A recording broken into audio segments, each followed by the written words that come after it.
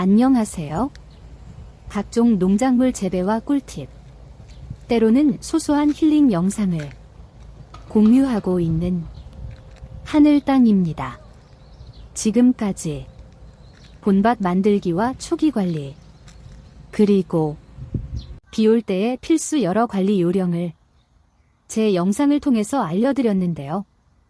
이번 영상은 고추 장애가 가장 많이 발생하는 중간의 시기에 고추 관리 방법에 대해서 알려드릴까 합니다.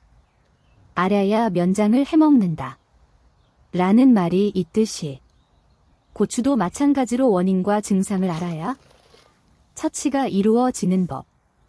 크게 두 가지 분야, 즉 생리장애와 증상 원인과 대책, 그리고 병충해 피해와 증상과 방제에 대해서 말씀드리겠습니다.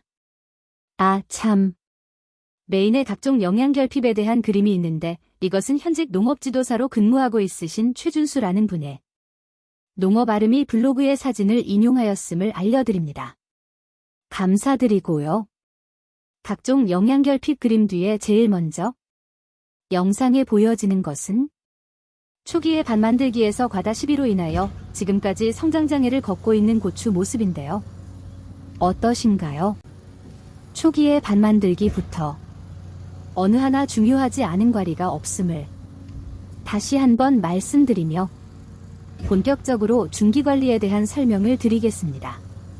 먼저 생리장애에 대해서 설명드리겠습니다. 생리장애란 과다 수분 고온 그리고 영양 부족에 의해서 발생하는 각종 장애를 말합니다.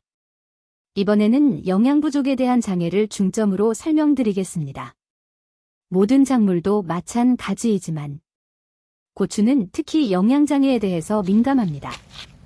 기본적으로 질소, 인산, 칼리의 3요소는 충분히 아실이라 생각되는데 그 외에 미량 요소, 즉 적은 양을 필요로 하지만 부족하면 장애가 일어나는 영양분이 있는데요. 그것이 미량 요소 16개 원소가 있는데 주로 고추에는 철구리, 망간, 아연, 마그네슘, 붕소, 칼슘 등이 영향을 미칩니다. 일단은 영양장애에 대한 그림을 참고하시면 되시고요. 그럼 예방과 방제는 어떻게 하면 될까요? 증상에 의한 원인을 알았으니까 부족한 영양분을 보충해주면 되겠죠? 요즘에는 영양제가 종합적으로 혼합되어 있는 제품들이 많이 나와 있는데 그것을 물에 타서 옆면 시비하시면 되는데요. 그렇다고 너무 많이 살포하면 안 됩니다. 말 그대로 미량 요소이니까 부족분만큼만 주시면 되는데요. 하늘땅이 적용하고 있는 경우는 2주일에 한 번 꼴로 주는데 중간중간에 고추 나무를 잘 살펴서 증상에 따라 횟수를 줄이거나 늘리기도 합니다. 다음은 병충해 관리에 대해서 말씀드리겠습니다. 고추에 있어서 가장 우려되고 피해가 크며 치료가 힘든 것이 있는데 그것이 역병, 청고병, 탄저병 그리고 옹해과 총체벌레 피해 그리고 나방벌레의 피해인데요.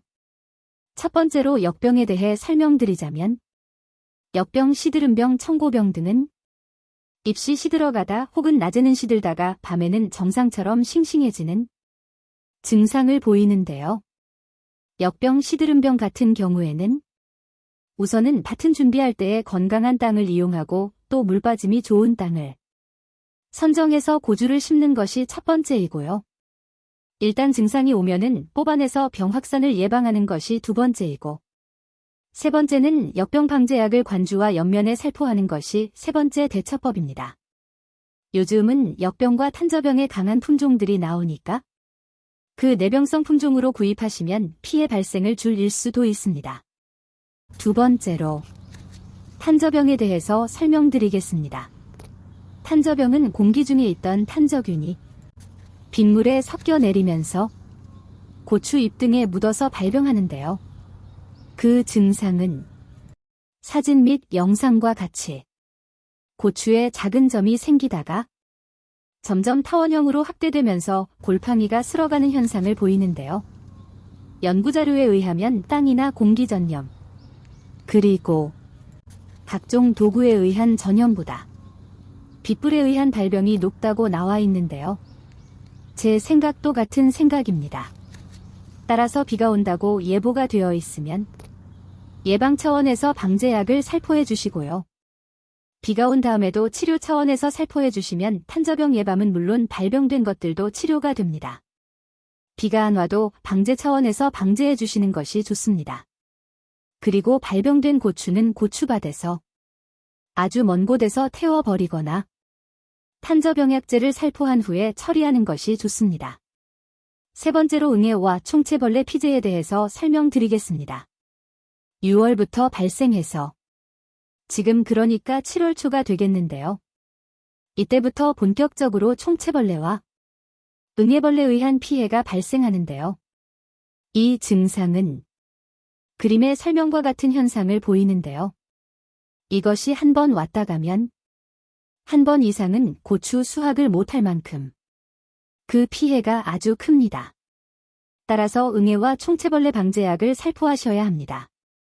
특히 응애는 고추 수확량 감소와 더불어 이 3마디의 정도의 성장에 지장을 주기도 하니까 예방에 중점을 두셔야 합니다.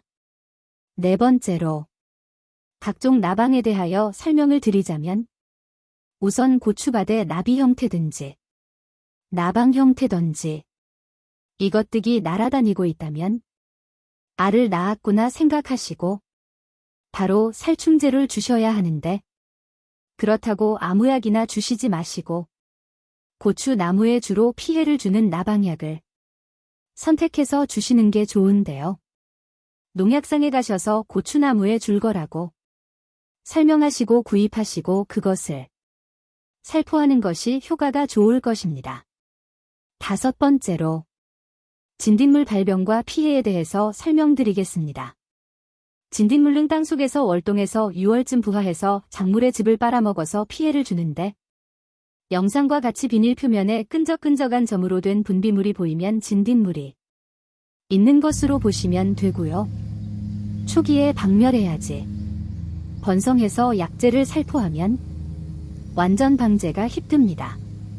그리고 진딧물의 피해를 입은 잎들은 우수수 떨어져서 달려있는 고추의 낙과는 물론 생장에 지대한 영향을 주므로 초기에 방제해야 하며 만약에 두 번째로 방제해야 한다면 종류가 다른 약제를 선택해서 방제를 해야 합니다. 왜냐하면 진딧불은 1차 때와는 다르게 2차로 부화한 진딧물은 1차 방제약의 내병성을 갖게 되기 때문이랍니다. 여섯 번째로 제가 생리장애에서 빼먹은 것이 하나 있는데요. 고추 색깔이 연한 녹색으로 변하면서 괴사가 발생하기도 하며 또 잘 떨어지는 증상이 보일 때는 예방 차원에서 칼슘제를 살포하셔야 하며 특히 장마철에는 물러떨어지는 경우가 많이 발생하므로 배수 관리를 잘 해주어야 합니다. 이제 마지막으로 다수학에 대하여 설명드리겠습니다. 다수학의 가장 중요하고 제일 조건은 무엇일까요? 옛말에 작물은 주인 발자국 소리 듣고 자란다는 말처럼 그것은 바로 고추밭을 자주 가보고 관찰하는 것입니다. 그래야 영양 상태와 병충해 상태를 발견할 수 있고 또 그 치료 방법을 찾아서 치료하는 것이 고추 다수학이 가장 기본적이고 기초적인 것이란 것을 말씀드립니다. 그리고 이 과정 후에 제가 영상에서 알려드린 대로 대처하신다면 고추 다수학은 문제 없으실 겁니다. 지금까지 고추에 발생하는 중요한 생리장애 그리고 병충해와 다수학에 대한 설명을 드렸는데요. 앞서도 설명드렸다시피 여러 가지 농작물 재배를 하고 있으므로 그에 대한 정보를 공유해 보시려면 구독, 좋아요 설정하시면 궁금증 해결과 경험에서 나오는 꿀팁 등을 공유하실 수 있으십니다. 방문과 관찰 지금까지 하늘땅이었습니다.